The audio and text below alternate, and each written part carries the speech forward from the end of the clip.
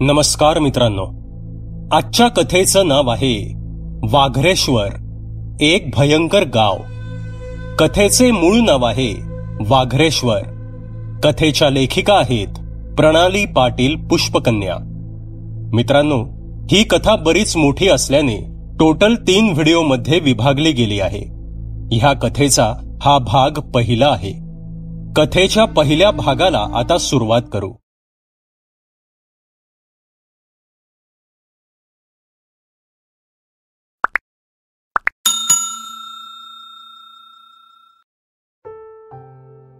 प्रथमेश अंगणात निवांत बसून कॉफीचा आस्वाद घेत होता. आज खूप दिवसांनी निवांत बसण्यासाठी वेळ मिळाला होता. तेवढ्यात व्हॉट्सअपवर मेसेज आला. कॉफी बाजूला ठेवून त्याने मोबाईल हातात घेतला आणि व्हॉट्सअप उघडून पाहिलं. खूप सारे मेसेजेस आले होते, पण त्याने सर्वात आधी BFF ग्रुपचा मेसेज पाहिला. ग्रुपवर प्रियाने मेसेज पाठवला होता. हाय फ्रेंड्स, संध्याकाळच्या या प्रसन्न वातावरणात कॉफीचा आस्वाद घेत आहे मी. या सर्वजण कॉफी प्यायला. प्रियाचा मेसेज पाहून प्रथमेशच्या चेहऱ्यावर एक हसू आलं. त्यानं लगेच एक मेसेज पाठवला. हाय प्रिया, मी आणि माझ्या बरोबर बाकीचे सर्वजण कॉफी प्यायला येऊ, पण मग कॉफी तुला बनवावी लागेल. तुझ्या आईच्या हातची कॉफी तर काय आम्ही लहानपणापासूनच घेत आलो आहोत. आता तो प्रियाच्या मेसेजची वाट पाहू लागला. काही मिनिटे होऊनही तिचा रिप्लाय आला नाही. हे पाहून त्याला वाटलं की ती ऑफलाईन गेली असावी. प्रथमेश काही वर्षे मागे गेला आणि जुन्या आठवणी डोळ्यांसमोर चित्रपटाप्रमाणे येऊ लागल्या. ग्रुपमध्ये फक्त 5 जण होते. प्रथमेश, प्रिया, साहिल, अनुश्री आणि धर्मेश. हे सर्वजण 8वी पासूनचे मित्र. 10वी नंतर प्रथमेश कॉमर्सला, प्रिया आणि धर्मेश आर्ट्सला आणि साहिल आणि अनुश्री सायन्सला गेले. तरीही सर्वजण वेळात वेळ काढून एकमेकांना भेटायचे, फिरायला जायचे. फेसबुक आणि व्हॉट्सअपमुळे हा ग्रुप एकमेकांपासून कधीच लांब गेला नाही. अनुश्रीने 12वी नंतर पुढे लग्न केलं. साहिलने ग्रॅज्युएशन पूर्ण केलं. प्रथमेश आणि प्रिया ग्रॅज्युएशन पर्यंत एकाच कॉलेजमध्ये होते, त्यामुळे त्यांचं भेटणं रोजचंच असायचं. प्रथमेश सुद्धा ग्रॅज्युएशन पूर्ण करून बँकेमध्ये कामाला लागला होता. धर्मेश आर्ट्समधून ग्रॅज्युएशन पूर्ण करून एका खासगी कंपनीत कामाला लागला होता. प्रियाने MASCT पूर्ण करून ती एका कॉलेजमध्ये प्राध्यापक म्हणून कामाला लागली होती. साहिल फोटोग्राफी आणि युट्यूबवर शॉर्ट फिल्मसाठी लेखन करायचा. प्रथमेश समोर जुन्या आठवणी तरंगू लागल्या. सिनियर कॉलेजला प्रिया आणि प्रथमेश सोबत होते. ती आर्ट्सला आणि प्रथमेश कॉमर्सला. शाळेतील 2 वेण्या बांधणारी प्रिया आणि कॉलेजमध्ये जीन्स टॉप आणि मोकळे केस सोडून येणारी प्रिया, यातली कोणती प्रिया छान दिसायची हा प्रश्न त्याला नेहमी पडायचा. प्रिया कॉलेजमध्ये वक्तृत्व स्पर्धा, नाटक, डान्स यात नेहमी भाग घ्यायची. एवढंच नाही तर ती कॉलेजच्या गॅदरिंगची अँकर म्हणून सुद्धा काम करायची. प्रियाचे लहानपणापासून आत्तापर्यंतचे सर्व फोटो प्रथमेशकडे होते. काही वेळ गेला आणि प्रियाने व्हॉट्सअप ग्रुपवर मेसेज पाठवला. हो, कधीही ये माझ्या घरी, आणि हो, मीच बनवेन हा कॉफी. नंतर तिने परत दुसरा एक मेसेज पाठवला. हाय फ्रेंड्स, तुम्हाला माहित आहे का, मी एका विषयावर रिसर्च करत आहे. खरं तर रिसर्च पूर्ण झाल्याशिवाय कुणाला सांगायचं नसतं, पण आपण फ्रेंड्स आहोत म्हणून सांगते. माझा इतिहास हा विषय आहे. कॉलेजला पण मी तोच शिकवते हे तुम्हाला माहीतच आहे. त्यानुसारच मी एका विषयावर रिसर्च करत आहे. विषयाचं नाव आहे वाघरेश्वर गावातील लोकांचं राहणीमान. मी 5 दिवस रिसर्च करण्यासाठी त्या गावात जाणार आहे. तुम्ही कोणी सोबत येणार आहात का? मी रिसर्च करेन आणि तुम्ही आलात तर तुमची पिकनिक सुद्धा होऊन जाईल आणि तुम्हाला छान निसर्ग सुद्धा बघता येईल. कुणी येणार असेल तर मेसेज करा. हा विषय मांडून 10 मिनिटे सुद्धा झाली नसतील तेवढ्यात साहिलने मेसेज पाठवला. मी येईन, तेवढीच माझी फोटोग्राफी होईल आणि मला फिरता पण येईल. मला पण यायचंय, पण सुट्टी मिळते का ते पाहतो आणि कळवतो. बरं, कधी जाणार आहेस प्रिया? धर्मेशने विचारलं. त्यावर प्रिया म्हणाली, 9 तारखेला जाणार आहे मी. आज 6 तारीख आहे. खूप वेळ आहे. विचार करून उत्तर द्या. मी येईन तुझ्यासोबत, पण माझ्या अहोंना सोबत आणलं तर चालेल ना? अनुश्रीने विचारलं. हो चालेल ना, प्रिया म्हणाली. ओके, मग माझं नक्की, अनुश्री म्हणाली. मी पण येणार, प्रथमेश म्हणाला. दुसऱ्या दिवशी धर्मेशने मेसेज पाठवला. मी पण येणार, मला सुट्टी मिळाली. ओके, 9 तारखेला सकाळी 7 वाजता आपण सर्वजण बस स्टँडवर भेटू, प्रिया म्हणाली. बस? धर्मेशने विचारलं.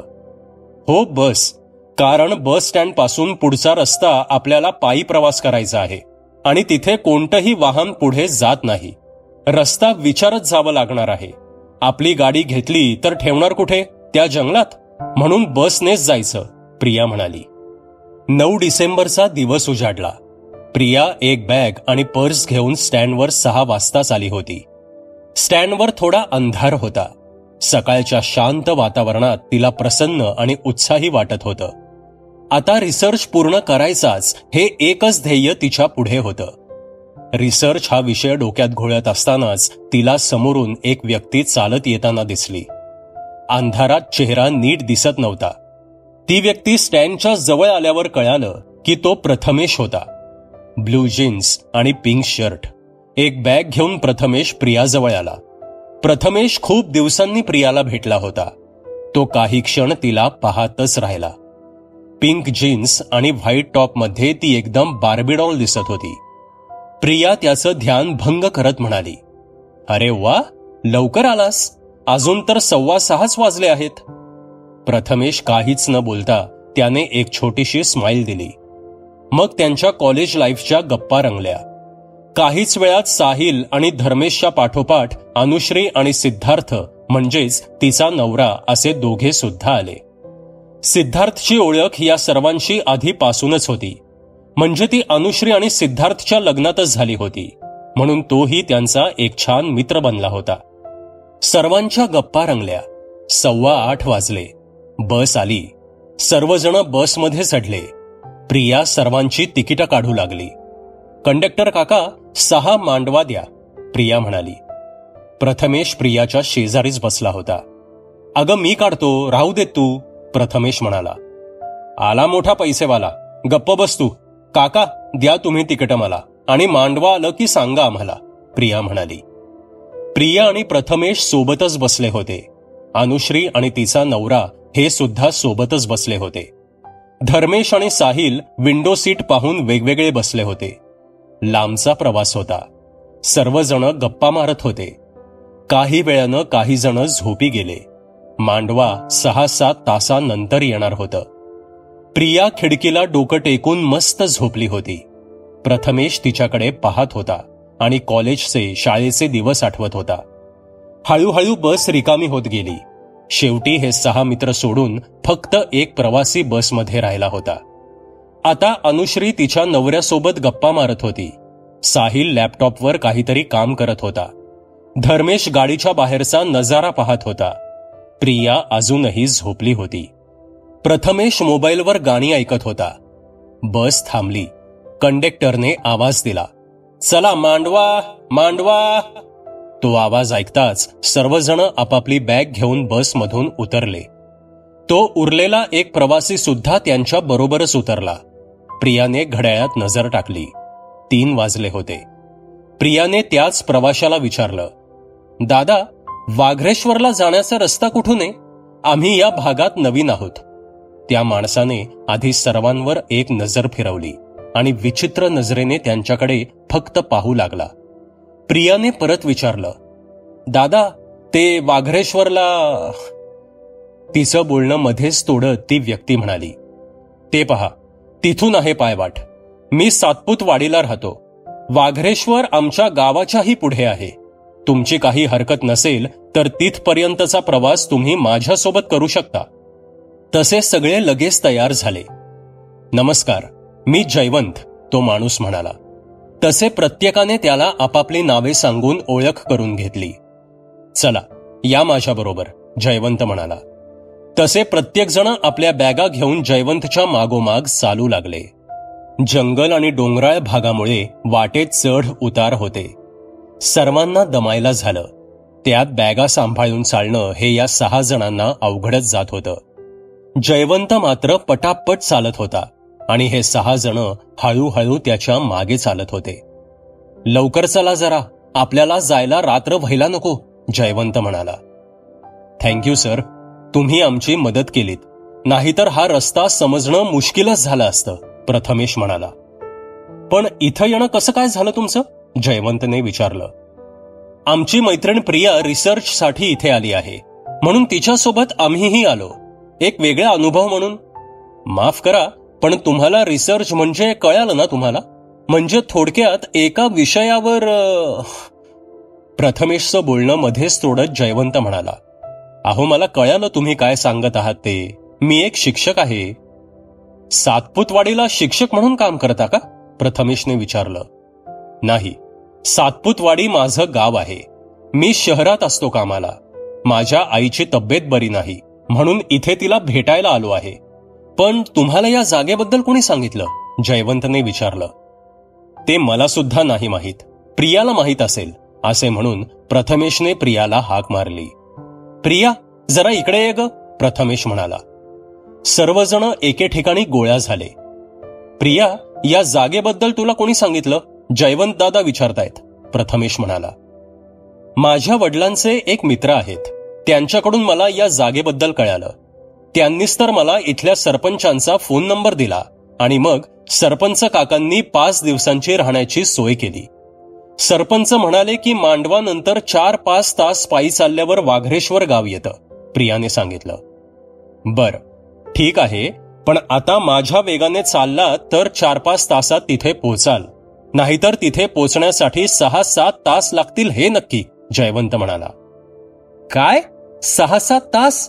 मला तर खूप भूक लागलीये. एवढं कसं चालणार आपण? कुठेतरी थांबून थोडं खाऊया, साहिल ओरडतच म्हणाला. नाही, जंगलात बसून कुठेही खाऊ नका, पाया पडतो तुमच्या. तुम्ही संकटात याल आणि मला सुद्धा संकटात पाडाल, जयवंत म्हणाला. तसे सर्वजण जयवंतकडे आश्चर्यानं पाहू लागले आणि कुणीही काहीही न बोलता जयवंतच्या मागोमाग चालू लागले. ओ नो, इथे नेटवर्कच नाहीये, अनुश्री म्हणाली. जंगलाचा भाग आहे हा, नेटवर्क जातं येतं, जयवंत म्हणाला. सर्वजण चालून चालून आता दमले होते. 7:45 वाजले होते. अंधार पडला होता. तसे टॉर्च ऑन करून सर्वजण जयवंतच्या मागे चालतच होते. काहीच वेळात एका वळणावर त्यांना 2 पायवाटा दिसल्या. चला, आपली सोबत इथपर्यंतच. ह्या समोरच्या पायवाटेनं गेलात की 5 मिनिटात माझं गाव येईल. जमलंच तर माझ्या घरी या. जयवंत मास्तर म्हणून कुणालाही विचारा, कुणीही घर दाखवतील. मी सध्या 10 दिवस इथेच आहे आणि तुम्ही त्या समोरच्या वाटेनं सरळ जा. वाघरेश्वर 15-20 मिनिटात येईलच. आणि हो, जंगलात कुठेही खाऊ नका. सरळ सरपंचांच्या घरी जाऊन काय खायचं ते खा. चला, येतो मी, नमस्कार, असं म्हणून जयवंत निघून गेला. आता हे 6 जण पुढे चालत निघाले. मित्रांनो, मी चिकन बर्गर आणि बिर्याणी आणली आहे. मला खूप भूक लागलीये. यार प्लीज थोडं खाऊन घेऊ ना. तो वेडा मास्तर गेला आता. उजेड असतानाच काही खाल्लं असतं तर बरं झालं असतं, पण त्या वेड्यामुळे खाताच आलं नाही, साहिल म्हणाला. अरे साहिल, थांब ना, आत्ता नको काही खाऊ, येईलच आता वाघरेश्वर, प्रिया म्हणाली. मला पण खूप भूक लागलीये. साहिल, किती बर्गर आणलेस, अनुश्री म्हणाली. 6 जणांना 6 आणलेत, साहिल म्हणाला. अरे ते दादा उगाच सांगतील का, थोडं ऐकून घ्या ना त्यांचं, प्रिया म्हणाली. ओ आजीबाई, मला सुद्धा खूप भूक लागलीये आणि चिकन बर्गर मी नाही सोडणार. उशीर होत असेल तरी चालेल, वाटलं तर आपण चालता चालताच खाऊया, धर्मेश म्हणाला. तसे साहिलने बर्गर बाहेर काढले आणि त्याचा सुगंध दरवळला. अनुश्री, धर्मेश आणि साहिल चालतच बर्गर खाऊ लागले. सिद्धार्थने जंगलात खाण्यास नकार दिला. प्रियाने सुद्धा बर्गर घेतला नाही. प्रथमेशने सुद्धा नकार दिला. 6 जण अंधारात टॉर्चच्या साह्याने चालत होते. अनुश्री, धर्मेश, साहिल खात खात चालत होते. धर्मेश सगळ्यात मागे होता आणि अचानक त्याला त्याच्या मागून काहीतरी झपकन निघून गेल्यासारखं वाटलं. कुणीतरी पक्षी असेल असं समजून तो पुन्हा चालू लागला. काही वेळ गेला. तसे अनुश्रीला कानात कोणीतरी कुजबूज केल्यासारखं वाटलं. मला पण दे, असे शब्द तिच्या कानी पडले. तसे ती जागीच थिजली, पण तरीही पुन्हा झपाझप पावले टाकत ती सिद्धार्थच्या जवळ आली. काय ग, काय झालं, सिद्धार्थने विचारलं. नाही, काही नाही, अनुश्री म्हणाली. थोड्याच वेळात त्यांना एक गाव दिसू लागलं. तसे प्रियाच्या जीवात जीव आला. सर्वजण त्या गावात शिरले. 10 वाजायला आले होते. संपूर्ण गाव झोपी गेलं होतं. बाहेर कोणीच दिसत नव्हतं. आता सरपंचांच्या घराचा पत्ता विचारणार तरी कुणाला, हाच विचार प्रियाच्या मनात घोळत होता. ते घर शोधू लागले. सरपंचांचं घर म्हणजे इतरांपेक्षा मोठंच असणार, याच अंदाजाने सर्वजण घरांचं निरीक्षण करू लागले.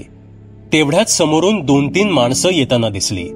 तसे प्रियाने त्यांना विचारलं, काका, ते सरपंचांचं घर कुठे? तसे त्यातील एका माणसाने तिला उत्तर दिलं, अच्छा, नमस्कार, म्या सदा सरपंचांच्या घरीच कामाला आहे. तुमचीच वाट पाहत होतो. खूप वेळ झाला पण तुम्ही आले नाही, मग आम्हीच आलो तुम्हाला शोधायला. चला आमच्या सोबत, सदा म्हणाला. तसे सर्वजण त्या माणसांच्या मागोमाग चालू लागले. गावात एकदम शुकशुकाट होता. थोड्याच वेळात सर्वजण सरपंचांच्या घरी पोचले. दुमजली लाकडाचे मजबूत असे सरपंचांचं घर होतं. घर तसं मोठंच होतं. सर्वजण घरात गेले. सरपंचांच्या बायकोने त्यांचा पाहुणचार केला. नमस्कार, मी सखाराम पाटील. तुमच्यातील प्रिया कोण? सरपंच म्हणाले. काका, मी प्रिया. मीच पत्राने आणि फोन करून तुम्हाला कळवलं होतं. तुम्ही आमची 5 दिवसांसाठी राहण्याची सोय केली त्याबद्दल आपले मनापासून आभार, प्रिया म्हणाली. अहो, त्यात काय. बरं, तुम्ही आता हातपाय धुवून घ्या आणि जेवून घ्या. वर माळ्यावर तुमची राहण्याची सोय केली आहे, सरपंच म्हणाले. काका, आम्ही सर्वजण एकाच रूम मध्ये एकत्र राहू. आम्हाला एक रूम पुरेशी आहे, प्रिया म्हणाली. अहो, आपल्याकडे राहायला भरपूर जागा आहे. एका खोलीत कशाला राहता, सरपंच म्हणाले. नको काका, असू द्या, आम्ही एकत्रच राहू, प्रिया म्हणाली. तसे 5 जणांनी होकारार्थी मान हलवली. फ्रेश होऊन सर्वजण हॉलमध्ये आले. चला, जेवण तयार आहे, सरपंच म्हणाले. काका, मी बिर्याणी आणली आहे, ती पण आणू का, साहिल म्हणाला. काय, तुम्ही बिर्याणी आणली? ती पण आत्ता रात्री येताना त्या जंगलातून? कुठं आहे ती बिर्याणी? आत्ताच्या आत्ता मला आणून द्या ती. जे काही असेल ते सर्व आणा, सरपंच घाबरून म्हणाले. म्हणजे मला काही कळालं नाही. आणि त्यात काय झालं काका? मी चिकन बर्गर पण आणलाय, साहिल म्हणाला. जे असेल ते ताबडतोब तुम्ही मला आणून द्या. तुम्हाला नाही कळणार मी काही सांगितलं तर, सरपंच वरच्या आवाजात जवळजवळ ओरडतच म्हणाले. तसे साहिल काही न बोलता माळ्यावर रूममध्ये गेला आणि सर्व खाद्यपदार्थ घेऊन खाली आला. साहिलने उरलेलं सर्व जेवण सरपंचांना देऊन टाकलं. सरपंच ते जेवण घेऊन बाहेर गेले. त्यांच्या मागोमाग हे 6 जण सुद्धा गेले. सरपंचांनी नोकरांना घराच्या गेटच्या बाहेर छोटा खड्डा खणायला सांगितला आणि त्यात ते जेवण दफन करून टाकलं. आता सर्वांनी घरात चला, कोणीही बाहेर थांबू नका. चला लवकर, घाई करा, सरपंच म्हणाले. तसे सर्वजण घरात आले. अगदी नोकर सुद्धा लगबगीने घरात पळतच आले. सरपंचांनी दाराला कडी लावली आणि त्यावर कुंकवाने स्वस्तिकाचं चिन्ह काढलं. चला, हातपाय धुवून घ्या आणि जेवायला चला, सरपंच म्हणाले. काहीच वेळात जेवणे उरकली. नोकर किचनमध्ये झोपायला गेले. हे 6 जण सुद्धा माळ्यावरच्या रूमवर झोपायला आले. काय यार, हा काय प्रकारे? मी आपल्या सर्वांसाठी आणलेलं सगळं जेवण या लोकांनी वाया घालवलं, साहिल म्हणाला. बहुतेक ही त्यांची प्रथा असावी, प्रथमेश म्हणाला. तेच तर, हा काय प्रकार आहे समजून घ्यायला पाहिजे. हा माझ्या रिसर्चमध्ये काही कामी येऊ शकतो, प्रिया म्हणाली. यार, पण का कुणास ठाऊक, जंगलातून येतानाच एक वेगळीच भीती वाटत होती मला. इथे पण खूप भीती वाटतीये मला. माझा तर फिरण्याचा मूडच गेलाय, अनुश्री म्हणाली. मलाही इथलं वातावरण थोडं वेगळंच वाटतंय, प्रथमेश म्हणाला. तसे सरपंच हॉलमधूनच आवाज देत म्हणाले, चला मुलांनो, झोपा आता. एवढ्या रात्रीपर्यंत जागं राहू नये. शुभरात्री, असे म्हणून सरपंच निघून गेले. अनुश्रीने दार लावून घेतलं. सर्वजण एका वेगळ्याच टेन्शनमध्ये होते, पण कोणत्या ते त्यांनाही कळत नव्हतं. सर्वजण न बोलता आपल्या बिछाण्यावर पडून झोपण्याचा प्रयत्न करू लागले. ती रात्र सरली. सकाळचे 7 वाजले. अनुश्री आंघोळ करून तयार झाली होती. बाकी सर्वजण अजून झोपलेच होते. सरपंचांचा परिवार आणि नोकर मंडळी उठून आपापली कामे करायला लागली होती. अनुश्रीने आधी प्रियाला उठवून आंघोळीला पाठवलं. हळूहळू सर्वजण उठले. सर्वजण न्याहारी करून गावात फेरफटका मारायला निघाले. गावात तसं फिरण्याची ठिकाणं नसल्यातच जमा आहेत. फक्त एक देवीचं मंदिर आहे. इतकं सुंदर नाही, पण पाहण्यासारखं आहे. आणि हो, कुठे काही विचित्र पडलेलं दिसलं तर त्याला हात लावू नका. तुम्ही शिकलेली लोक, त्यात नवीन पिढी, असल्या गोष्टी तुम्ही मानत नाही, पण तरीही कुठल्याही विचित्र गोष्टींना हात लावू नका. उगाच विषाची परीक्षा कशाला? बरं, आता जा फिरायला, सरपंच म्हणाले. तसे आवश्यक सामानासहित सर्वजण बाहेर पडले. आधी गावात फेरफटका मारायचा आणि नंतर रिसर्च चालू करायचा, असा प्रियाचा प्लॅन होता. गावात फिरता फिरता प्रिया गावातील घरं, माणसे यांचे फोटो काढत होती. गावातील स्त्रिया पाणी भरायला निघाल्या होत्या. या डोंगराळ प्रदेशात स्त्रिया पाणी कुठून भरत असतील, हा प्रश्न प्रियाला पडला. त्या स्त्रिया पाणी कुठून भरतात हे पाहण्यासाठी ती स्त्रियांच्या मागोमाग जाऊ लागली. सर्व मित्र पुढे निघून गेले होते. प्रथमेशला प्रिया त्यांच्या मागावर जाताना दिसली. तसे तो सुद्धा तिच्या मागे गेला. त्यांना दिसलं की त्या स्त्रिया पिण्यासाठीचे पाणी गावाच्या बाहेरच्या हौदातून आणि वापरण्यासाठीचे पाणी डोंगरावरून येणाऱ्या झऱ्यामधून भरत होते. प्रथमेशने प्रियाला हाक मारली. ते दोघे फार दूरपर्यंत आले होते. इकडे हे चौघेजण या दोघांना शोधत होते. हे दोघेही त्या स्त्रियांच्या सोबत गावात आले. अनुश्री प्रिया आणि प्रथमेशवर भडकली, कारण ते कुणालाही न सांगताच अचानक मागच्या मागे गायब झाले होते. सिद्धार्थने अनुश्रीला शांत केलं. आता सर्वजण देवीच्या मंदिराच्या शोधात निघाले. विचारत विचारत शेवटी गावाबाहेरच्या देवीच्या देवळापर्यंत ते पोचले. मंदिर तसं लहानच होतं, पण देखणं होतं. सर्वजण चपला बाहेर काढून मंदिरात गेले. समोर देवीची अक्राळ विक्राळ मूर्ती उभी होती.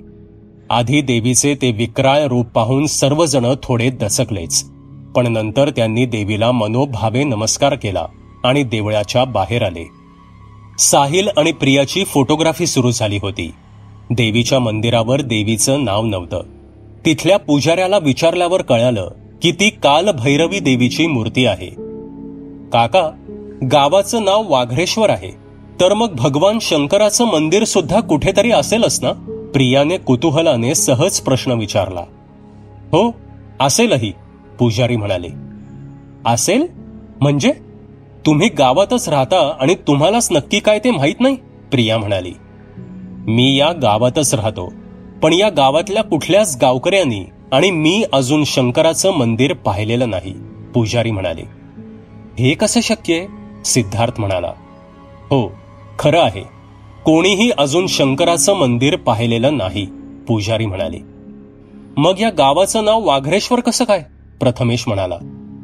आमचे पूर्वज सांगायचे की शंकराचं मंदिर आहे, पण या समोरच्या डोंगराच्या वरच्या भागाच्या एका गुहेत आहे.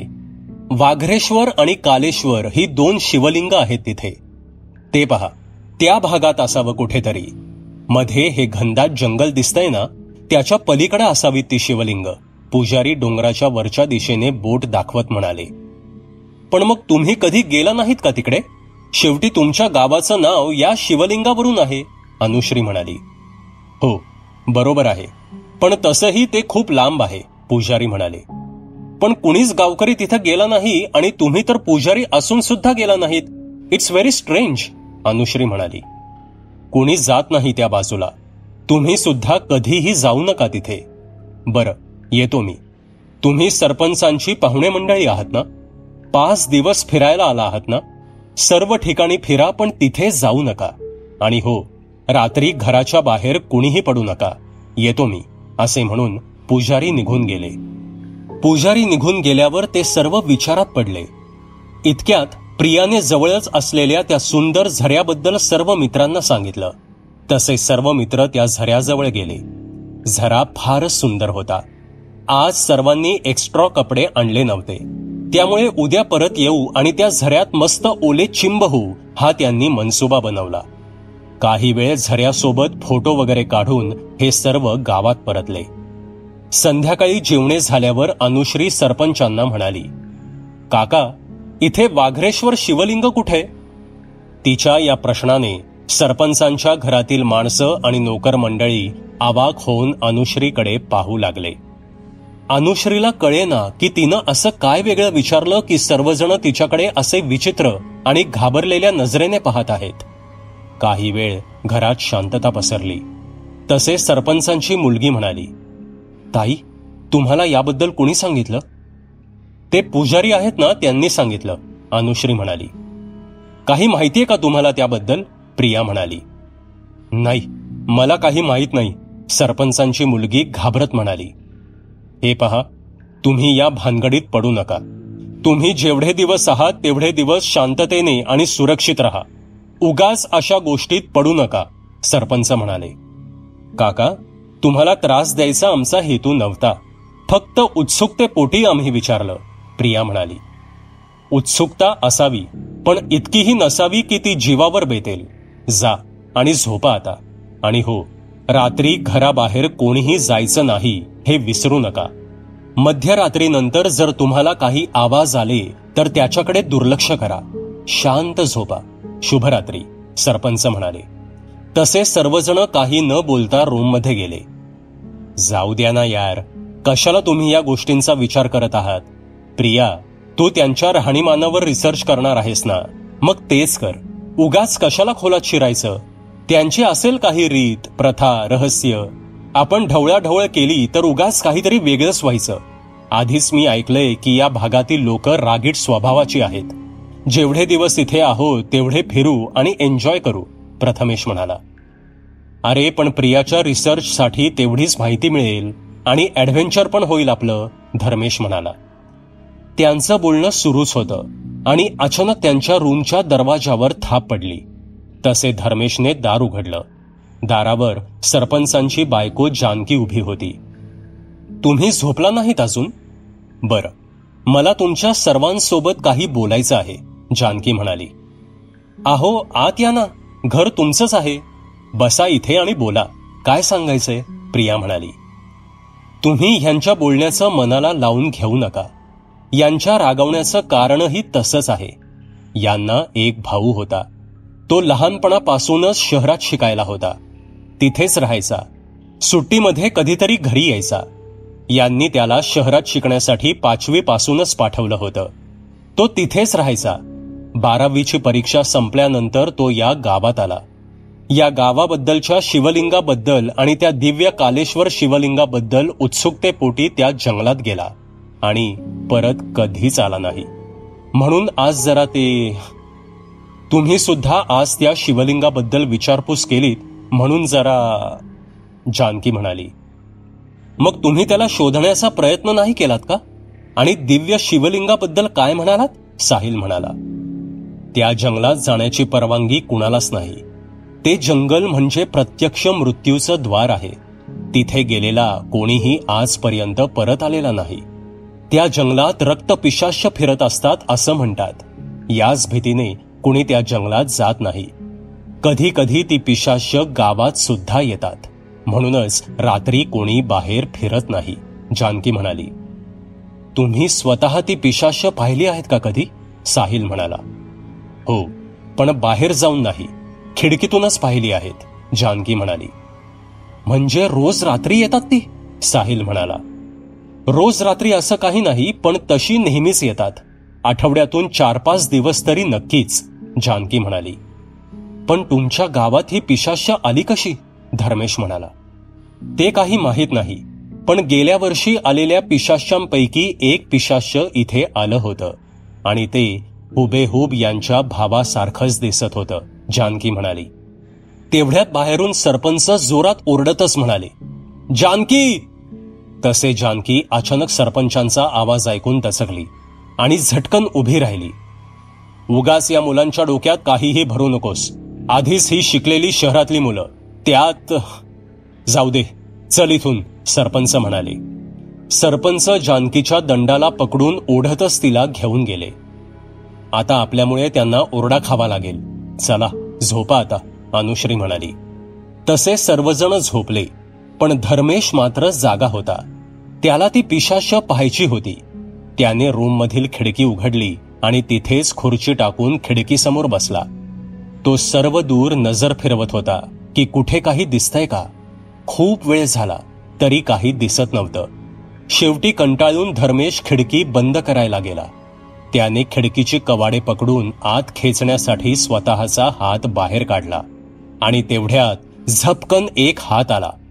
त्याने धर्मेशचं मनगट पकडलं आणि तो हात धर्मेशला खिडकीतून बाहेर खेचू लागला.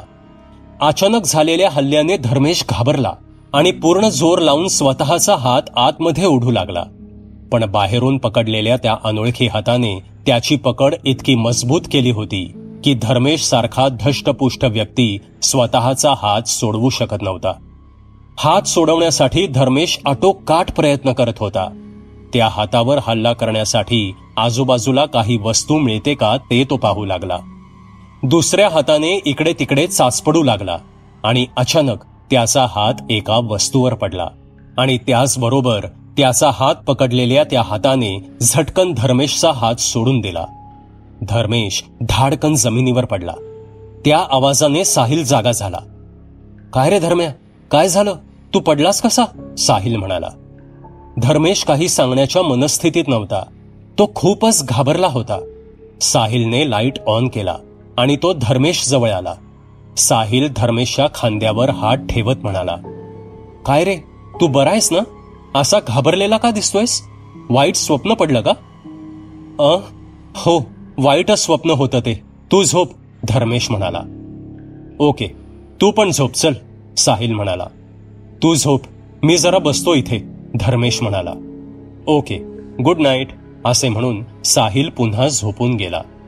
धर्मेश तसा जमिनीवर बसून विचार करत होता. त्या हाताने माझा हात इतका घट्ट पकडला होता की तो मला काही सेकंदात बाहेर खेचू शकत होता. मग अचानक त्याने माझा हात का सोडला, हाच विचार धर्मेश पुन्हा पुन्हा करू लागला. त्यावेळेस झटापटीमध्ये माझ्या हाताला कोणती अशी वस्तू लागली की बाहेरून आलेल्या हाताने माझा हात सोडला, धर्मेश विचार करू लागला आणि तो खोलीत ती वस्तू शोधू लागला. तेवढ्यात त्याचं लक्ष खिडकीजवळच्या टेबलावरच्या रुद्राक्षाच्या माळेवर पडलं. तो धावतच त्या माळेजवळ गेला. ती माळ उचलून त्याने न कळतच स्वतःच्या कपाळाला लावली. तो मनातून त्या माळेचे आभार मानत होता. ती माळ त्याने पटकन आपल्या छोट्या बॅगेच्या खिशात टाकली आणि तो बेडकडे गेला. ती रात्र सरली. सकाळी सर्वजण नाश्ता करून आणि आवश्यक ते सामान आणि एक्स्ट्रा कपडे घेऊन बाहेर फिरण्यासाठी निघाले. तसे जानकी त्यांच्या जवळ येऊन म्हणाली, जास्त लांब जाऊ नका आणि जेवणाच्या वेळेपर्यंत परत या. सर्वांनी होकारार्थी मान हलवली आणि ते गेटकडे वळाले. सर्व मित्र काल गेलेल्या गावाबाहेरच्या झऱ्यावर गेले. झरा मध्यम आकाराचा होता. सर्वजण झऱ्यात उतरून मौज मजा करू लागले, फोटो वगैरे काढू लागले. वरून पडणाऱ्या पाण्यात लहान मुलाप्रमाणे उड्या मारू लागले. अशीच मजा करता करता दुपार उलटून गेली. 4 वाजून गेले होते. वेळ कसा गेला ते यांना कळलंच नाही. सर्वजण कपडे बदलून परत जाण्यास निघाले. गावाच्या दिशेने जाणाऱ्या पायवाटेवरून सर्वजण एका रांगेत चालले होते. पायवाटेच्या डाव्या दिशेला ते भयानक जंगल नजरेस दिसत होतं. त्या पायवाटेच्या 300-400 मीटर अंतरावर ते जंगल सुरू होत होतं. प्रिया सर्वात शेवटी होती. सर्वजण चालत चालत गप्पा मारण्यात गुंग होते आणि प्रिया आजूबाजूच्या ठिकाणांचं निरीक्षण करण्यात व्यस्त होती. तेवढ्यात प्रियाला त्याच भयानक जंगलातून कुणीतरी चालत बाहेरच्या दिशेने येताना दिसलं. ती विचार करू लागली, काहीतरी गडबड आहे.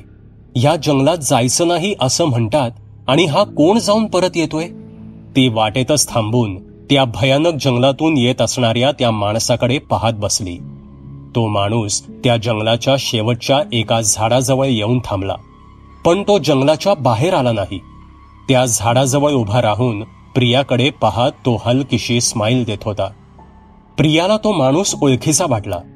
ती काही वेळ डोक्याला खत पाणी देऊ लागली आणि अचानक तिची स्मृती जागृत झाली. ती जोरात ओरडली, निखिल. तिच्या अशा ओरडण्याने सर्वजण धावत तिच्या जवळ आले. काय ग, काय झालं? साहिल म्हणाला. कोण निखिल? सिद्धार्थ म्हणाला. अशी अचानक का ओरडलीस? धर्मेश म्हणाला. काय ग, काय झालं? बोल ना, बरी आहेस ना? प्रथमेश म्हणाला. प्रियाला त्या सर्वांचे आवाज ऐकू येत नव्हते.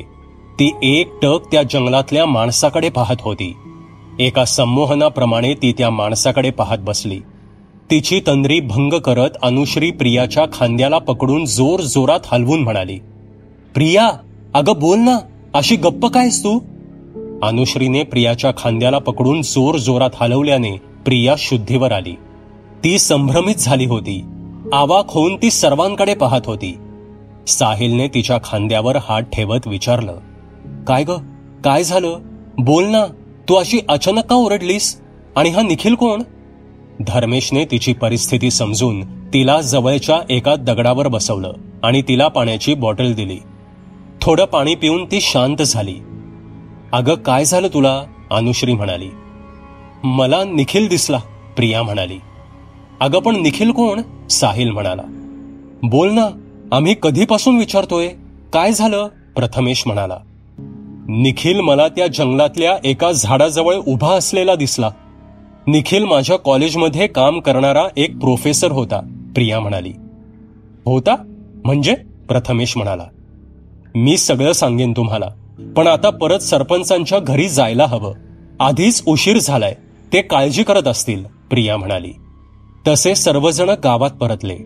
संध्याकाळचे 5 वाजले होते. सरपंचांच्या घरची मंडळी काळजीत पडली होती.